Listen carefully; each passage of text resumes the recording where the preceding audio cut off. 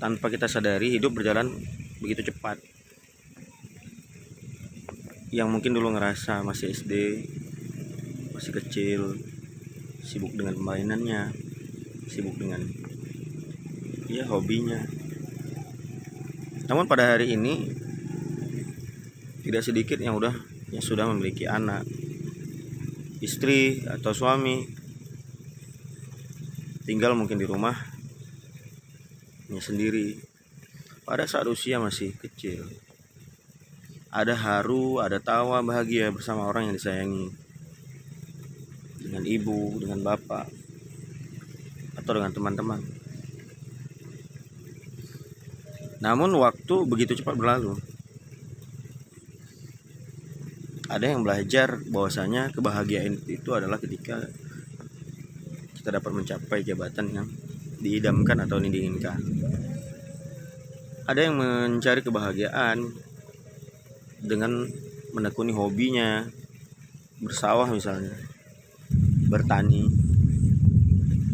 Ada yang mencari kebahagiaan dengan cara menjadi pegawai misalnya. Namun tak sedikit juga yang masih bingung, sebenarnya apa sih makna kebahagiaan itu? Puluhan tahun berlalu, ujian silih berganti, masalah silih berganti. Banyak hal telah kita lewati. Namun apakah sebenarnya kita benar-benar belajar dari kehidupan? Ada yang berubah ambisius, mendapatkan jabatan dengan segala macam cara, menghalalkan segala macam cara. Ada yang menjilat, ada yang menjadikan jabatan sebagai alat untuk mengayakan diri, ajang pamer dan sebagainya. Begitu pula kekayaan. Sebenarnya apa yang kita cari?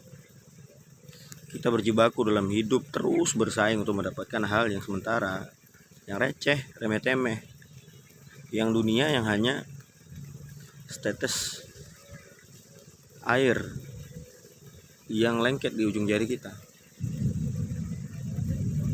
Yang diibaratkan laut itu, kita hanya diamanahkan oleh Allah Subhanahu wa taala, diizinkan oleh Allah Subhanahu wa taala menikmati yang hanya setetes. Sementara luasnya lautan itu adalah nikmat Allah Subhanahu wa taala. Begitupun dalam pertemanan, seringkali waktu berlalu semakin jauh dan semakin sepi. Sedikit banyak telah menjadikan kita berubah karena pertemanan. Sebagaimana Rasulullah SAW juga bersabda, al-mar'u ala dini khalilihi, falyanzur ahadukum mayukhalil. Rasulullah SAW bersabda, agama seorang itu tergantung agama temannya. Maka hendaklah kalian memperhatikan siapa yang dijadikan teman dekat. Kalau diibaratkan dalam perumpamaan yang lain, Rasulullah mengibaratkan seorang itu ketika berteman dengan orang penjual minyak wangi, maka dia akan kemungkinan akan tertular wanginya.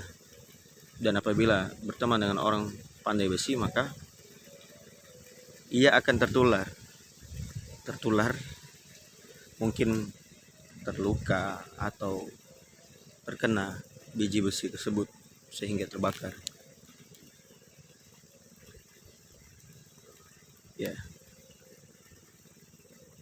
Betapa pentingnya pertemanan, betapa pentingnya lingkungan, betapa pentingnya komunitas, sehingga kita wajib mengupayakan untuk mendapatkan teman yang baik, untuk bersama orang-orang yang memperjuangkan hidup setelah kematian, agar kelak kita tidak menyesal.